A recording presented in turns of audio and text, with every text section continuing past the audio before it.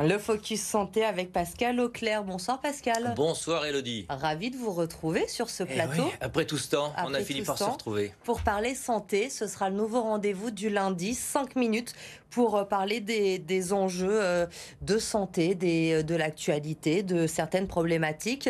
Vous êtes notre expert santé, Pascal, pour cette première, ce lundi 1er septembre. Le sujet a été très vite trouvé. On va parler évidemment de rentrée.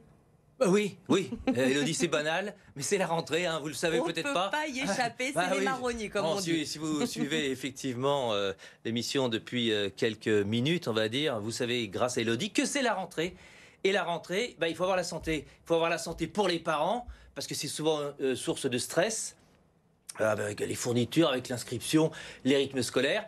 Mais c'est aussi source de stress pour les enfants qui ont peut-être peur déjà d'avoir des épidémies ou de choper des maladies.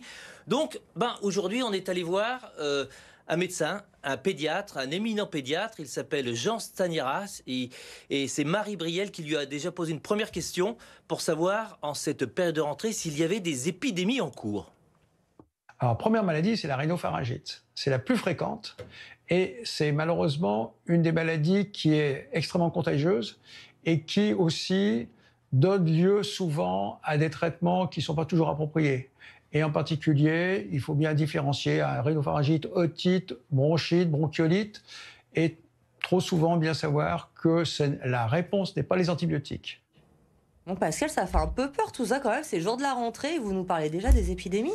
Bah oui, en fait, c'est un petit peu les marronniers, hein, quand même, on le sait. À partir de l'automne, il va y avoir régulièrement des épidémies qui vont être en cours. Mais on a aussi posé quand même au docteur Jean Staniera une question précise, savoir s'il y avait ces épidémies qui font un petit peu peur, peut-être le Covid, on parle du chikungunya, de la dengue. On va écouter Jean Staniera au micro de Marie Brielle. Alors pour le moment, c'est plutôt le calme plat, mais on remarque que dès qu'il y a la rentrée scolaire, dans les 48-72 heures, tout de suite, on a de la pathologie qui arrive. Alors on parle de l'école, mais je vous dis pas aussi, les arrivées en crèche, c'est là aussi un peu l'explosion avec liée au problème de la promiscuité et puis les virus qui reviennent un petit peu de tous les coins du monde. Voilà, bon, on a compris, pas de grosse épidémie, pas de panique les parents, ça va plutôt bien se passer. Il y a 2-3 virus qui vont circuler, mais on a un petit peu de temps. Avec la promiscuité, ça va circuler plus vite d'ici quelques semaines. En attendant, on a posé une dernière question au docteur Staniera, savoir en fait ses principaux conseils en matière de santé pour les enfants, qu'est-ce qu'il fallait absolument privilégier. 3 conseils fondamentaux. 1, regardez votre carnet de vaccination. Vous pouvez le créer avec le carnet de vaccination électronique. Vous allez sur Internet, mesvaccins.net, et vous pouvez le créer vous-même. Regardez avec votre médecin le carnet de vaccination, tout ce qui est bilan, je dirais, cognitif, visuel, auditif. Ça, c'est le premier point. Le deuxième point, respectez les consignes d'hygiène de vie, c'est-à-dire coucher, enfin un temps de sommeil suffisant, un temps d'écran qui est réduit au maximum, une alimentation correcte le matin, 2 tiers des enfants ne mangent pas, et ensuite, dernière chose, aux enfants, vérifier que les parents aussi ont une hygiène de vie correcte. Ça me paraît important. Les enfants peuvent être aussi exemplaires pour leurs parents. Eh oui, Elodie, hein, les parents peuvent être exemplaires, Mais il faut ne l'oubliez pas. Modèle. Bon, Il alors, faut donner l'exemple. Absolument. On va rappeler pour ceux qui n'auraient pas vraiment suivi tous les conseils de Jean Staniera.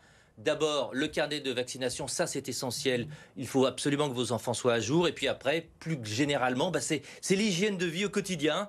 Ça passe par une bonne alimentation.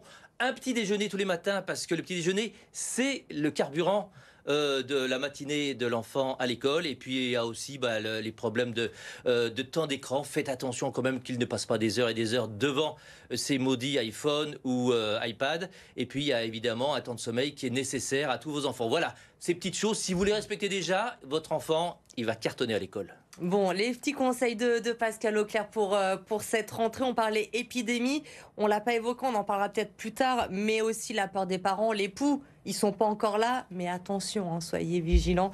C'est toujours compliqué, on le sait, en période de rentrée. On attache les cheveux quand on a des filles qui ont les cheveux très longs. On ne prend pas de risque.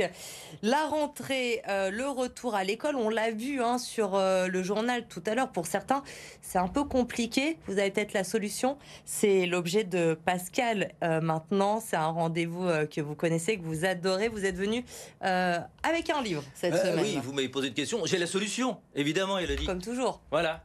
Mon enfant ne veut plus aller à l'école. Alors c'est vrai que c'est la rentrée scolaire. Si déjà il veut plus aller à l'école, il y a souci. Ça va être Donc long. c'est pour ça qu'il faut avoir cet ouvrage tout de suite. Il faut aller l'acheter immédiatement. C'est Marie Costa, c'est une conférencière lyonnaise bien connue qui est experte en parentalité et elle donne plein de conseils. Elle est assez prolifique, elle a déjà édité plusieurs ouvrages et celui-là est intéressant. Mon enfant ne veut plus aller à l'école, donc effectivement on est complètement dans l'actualité. Donc le guide pour prendre en main l'anxiété scolaire de votre enfant. Ils sont nombreux, effectivement, avant de rentrer à l'école. Comme moi, bon, j'étais très anxieux avant de rentrer dans ce studio. Vous étiez bon ou pas à l'école, Pascal, vous On va parler d'autre chose. Non. J'ai toujours été ric-rac. Juste, en fait, j'ai jamais fait d'efforts supplémentaires ou juste ce qu'il faut. Voilà. Et je me retrouve finalement, devant vous Est-ce que vous êtes un bon exemple à suivre? Oh, il faut être débrouillard dans la vie. Je suis débrouillard. Bon, alors donc on termine quand même. Oui, bien sûr, pardonnez-moi. Mon enfant ne veut plus aller à l'école, donc c'est 19,90 €. C'est pas très cher vu tous les conseils qui sont là-dedans.